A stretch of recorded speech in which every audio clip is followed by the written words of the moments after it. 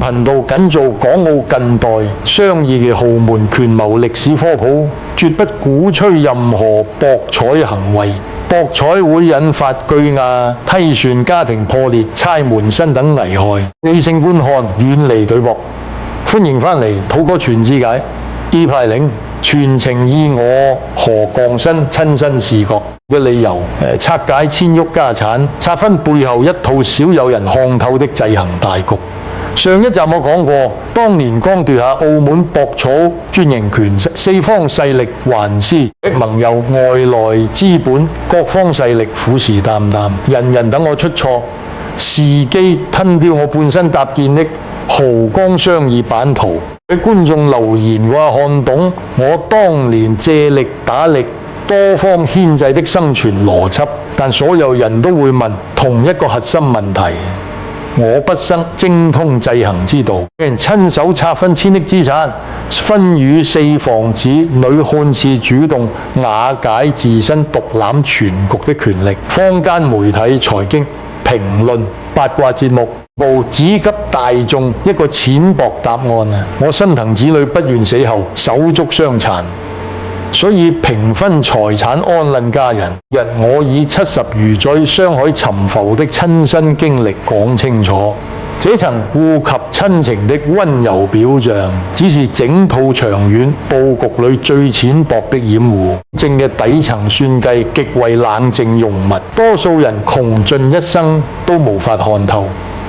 我10幾歲從香港來澳門白手起家，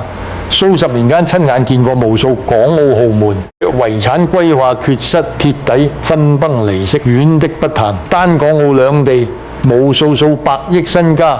商業巨頭生前風光無限，離世後子女為股權，地產現金撕破臉，對簿公堂數十年，完整商業地各4分5裂，核心產業流失基業信譽掃地，幾十年基業短數年灰飛煙滅。年輕時我見過澳門一戶老牌進出口商，創辦人掹斷本地大半外貿渠道，積累巨額身家，用緊簡單立圍籠平分財產，從未劃分經營權歸屬，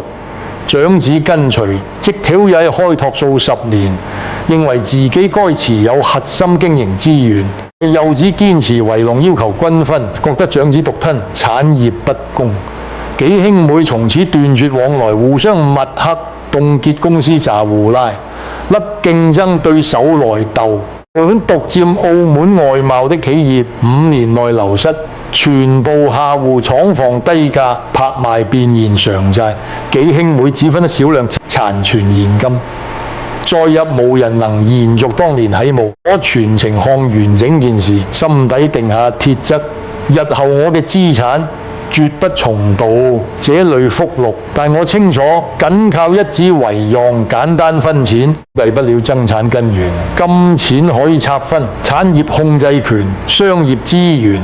頂層人脈一旦集中單一房，遲早滋生野心與矛盾，無法逆轉嘅人性規律。後來我拿下澳門獨家賭牌，搭建順德澳博新濠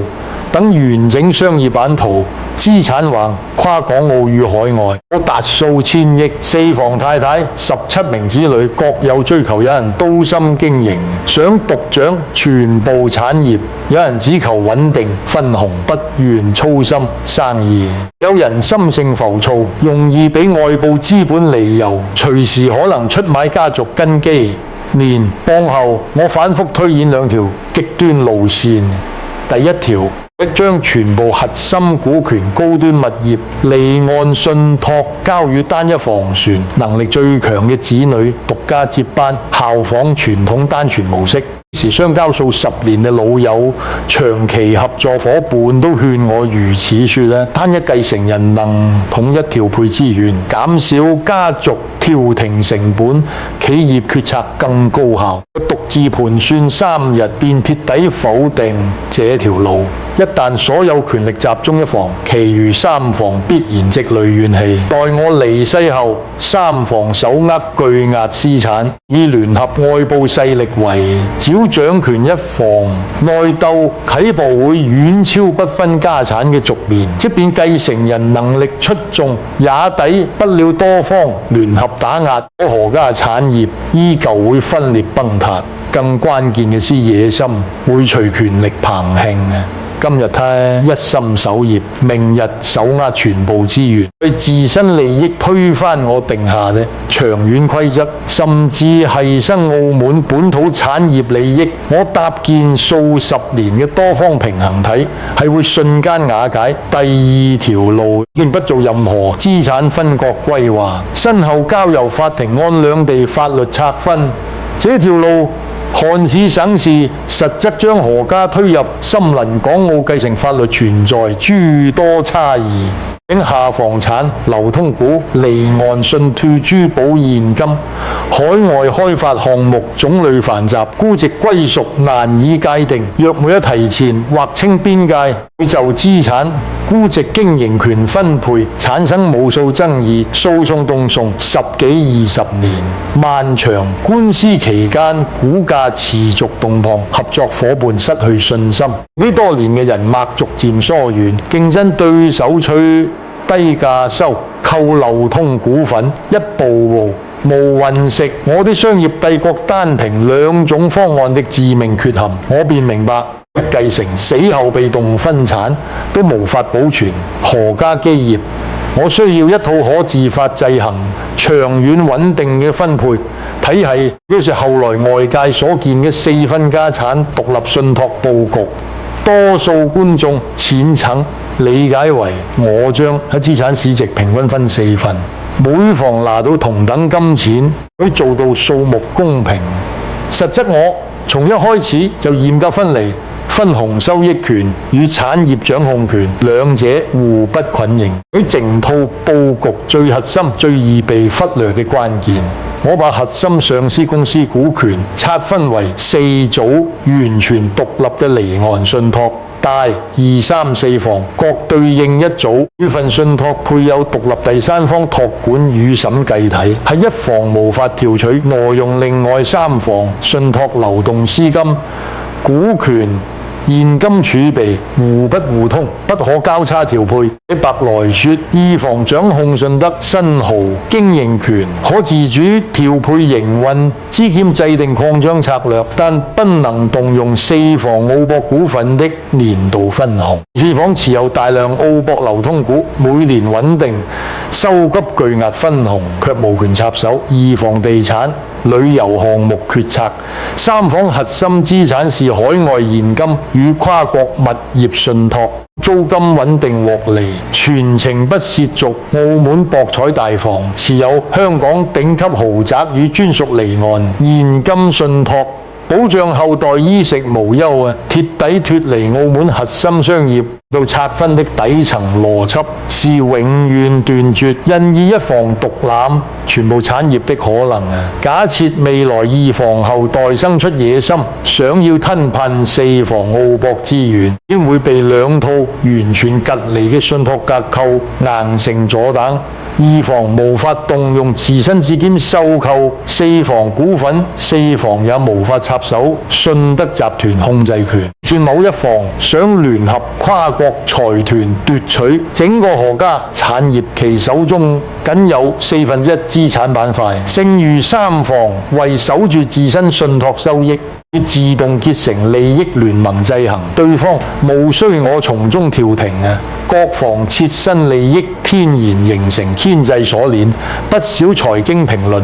批評拆分會削弱何家整體競爭力，難以集中資金對抗海外財團。這類觀點只看短期商譽得失，監督懂我謀劃數十年的長遠大局，短期集中資金或許能拿下單一項目優勢。家族平穩才是商業長期運作的根基。外內鬥不休，仲有萬億儲備也會被內耗拖垮。四方互相牽制，維持平衡，冇人一家獨大，一產業才能長期穩定，不會因單一後代的野心鐵底傾覆。除四分獨立信託之外，我單獨設立通用家族生活信託，藏着雙層算計，安頓全體家人一半，實現持續制衡。這份信託獨立於四房專屬資產之外，所有何家子孫不論出自哪一房，每月都能領取數十萬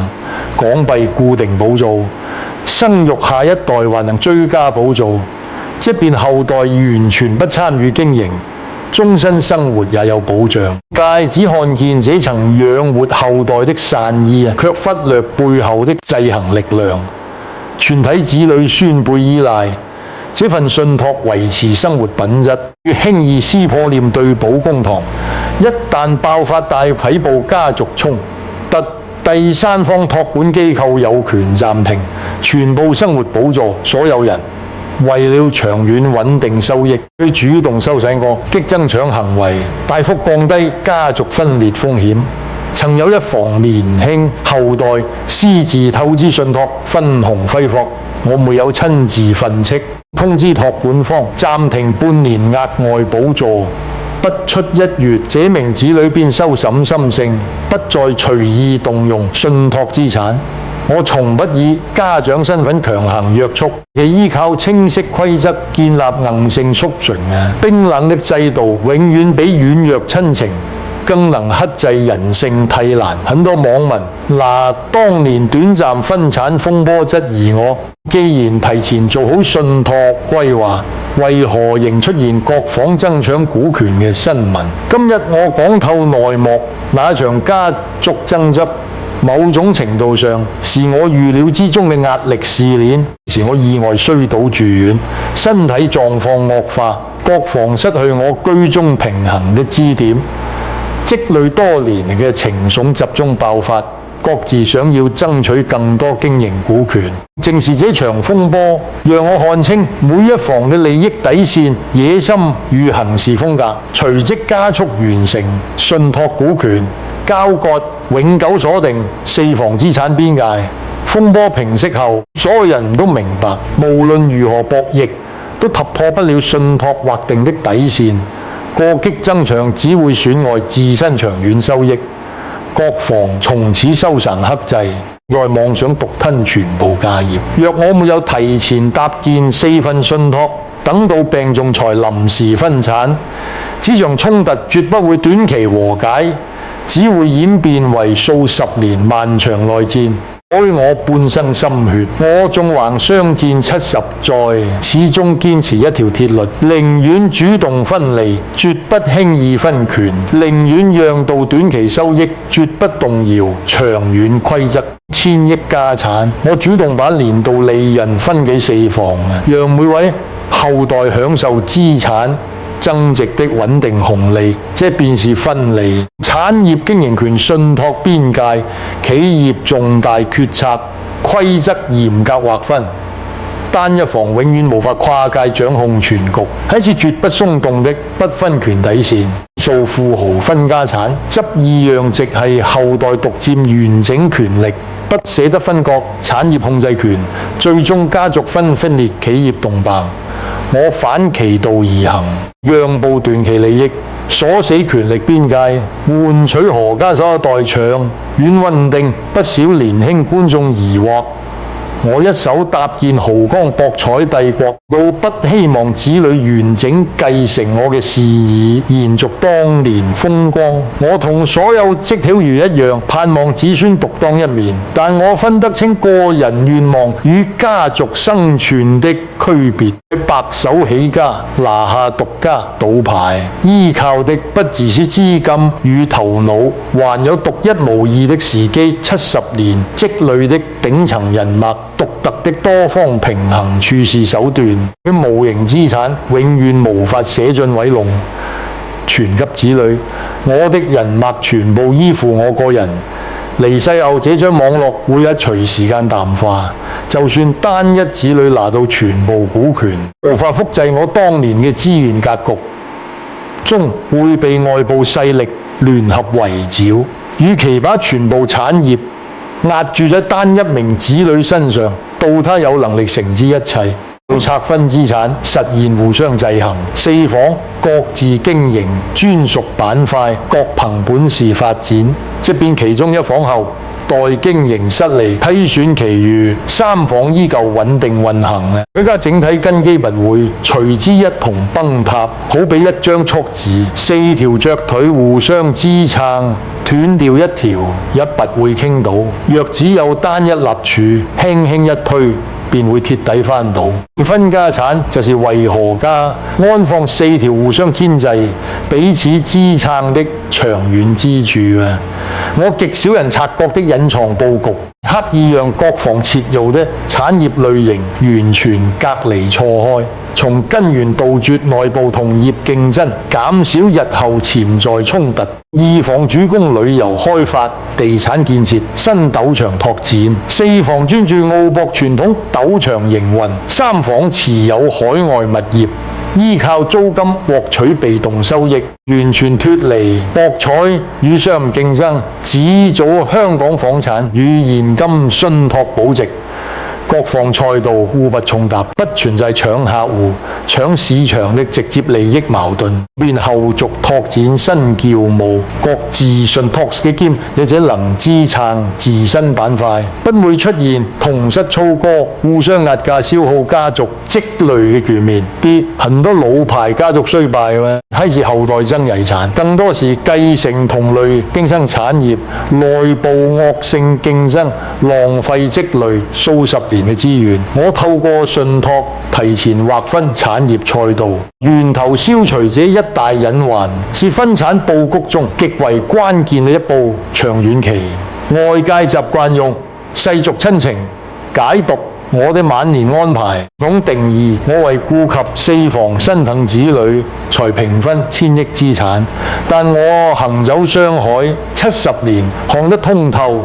數千億級別嘅財富面前，單純血肉親情不堪一擊，無法輕易突破的硬性規則，才能永久約束人性深處呢個貪念。設立四大獨立信託，通用生活補助信託劃分，互不重雜產業板塊，搭建四房制衡格局。這一切從非一時心願，謀劃數十年，守護何家長遠生存嘅防咗大局。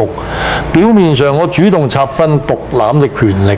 犧牲單一家族獨霸豪江嘅一時風光，或者用短期讓步換取何家數代，不會因遺產鬥爭分裂，不會被外部資本低價吞，不會因單一後代野心斷送幾十年基業。如今網上無數短視頻文章依舊停留在四房爭產公平分錢的淺層表象，所有人被慈父分家的標立誤導，無人深挖信託家救下的多重制衡算計。今日我以親身視覺完整拆解這套四分家產佈局。